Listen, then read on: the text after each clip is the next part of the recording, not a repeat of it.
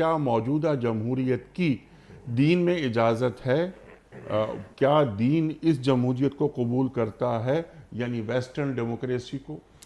دیکھیے یہ سوال ہمارے یہاں آپ سمجھیں کہ اس سوال کی عمر کوئی 80-90 سال سے زیادہ ہے۔ جی ہاں۔ پاکستان کے قیام سے پہلے سے یہ ہمارے یہاں دینی حلقوں میں سوال چلتا رہا ہے، اور جو اس کا خلاصہ کلام صرف اتنا میں عرض کر دوں کہ ہمارے جتنے بھی بڑے علماء ماہرین ہیں اس وقت پاکستان برصغیر ہند و پاک میں اور یہاں کے علاوہ بھی، جی ویسٹرن ڈیموکریسی کے اندر جو ان کی 2-3 عناصر ہیں، ان میں سے ایک رائے سازی ہے، رائے لینا لوگوں سے، ٹھیک۔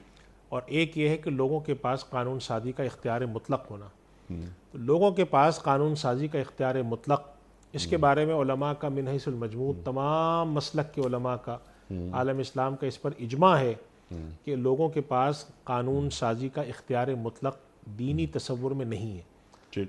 وہ اختیار قرآن اور حدیث کے تابع ہے، یعنی کہ کوئی ایسا قانون سازی کا اختیار لوگوں کے پاس چلا جائے جس سے وہ قرآن کے یا دین کے برعکس قانون سازی کر سکیں، یہ ممکن نہیں ہے۔ ٹھیک۔ جو انتظامی معاملات ہیں، تطبیقی معاملات ہیں، اپلیکیشن ہے، اس کے اندر بالکل اجتہاد کر سکتے ہیں۔ اس کے اندر اگر آپ اجتماعی رائے کا کوئی ایسا نظام بناتے ہیں جس میں لوگوں کی رائے لیتے ہیں، اس وجہ سے ہمارے علماء کے اس بات پر اتفاق ہے کہ جمہوریت کا وہ طریقہ کار جو کہ قرآن و سنت کے تابع ہو اور اس کے اندر لوگوں کی رائے شامل کر کے حکمراں کا انتخاب کیا جاتا ہو، عزل و نصب کیا جاتا ہو، قانون بنائے جاتے ہوں، انتظامی چیزیں طے کی جاتی ہوں، وہ طریقہ کار درست ہے۔ اسی لیے ہمارا جو پاکستان کا آئین ہے وہ بھی انہی جمہوری اصولوں پر بنا، قرارداد مقاصد کے تحت یہ بات طے ہو گئی کہ ہمارے ہاں جو قانون سازی ہوگی، پاکستان کا آئین بھی یہ کہتا ہے وہ قرآن و سنت کے تابع ہوگی۔